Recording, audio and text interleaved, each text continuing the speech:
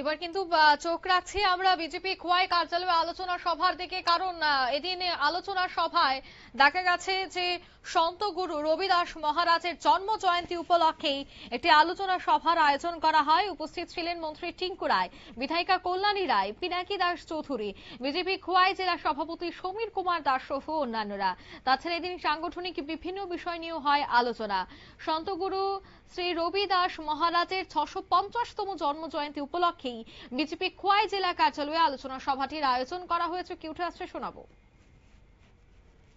আর প্রতিনিয়ত যে সমস্ত কার্যক্রম চলে তারই অঙ্গ হিসাবে আজকেরও বৈঠক হয়েছে, বিভিন্ন সাংগঠনিক বিষয় নিয়ে আলোচনা হয়েছে এবং সন্ত গুরু রবিদাসের 650 বছর পূর্তি উপলক্ষে সারা দেশব্যাপী বিভিন্ন কর্মসূচি হাতে নেওয়া হয়েছে। খোয়াই জেলায়ও তার কার্যক্রম হাতে নেওয়া হয়েছে এবং সেই কার্যক্রম চলবে। এবং আমাদের দলীয় প্রশিক্ষণ যেটা চলছিল মণ্ডল এবং আমাদের বুথ স্তরে প্রশিক্ষণ হয়েছে, এখন জেলা স্তরে প্রশিক্ষণ হবে, তা নিয়েও আলোচনা হয়েছে।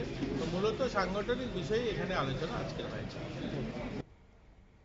আপনারা শুনলেন সাংগঠনিক বিষয়ে এখানে আলোচনা হয়েছে।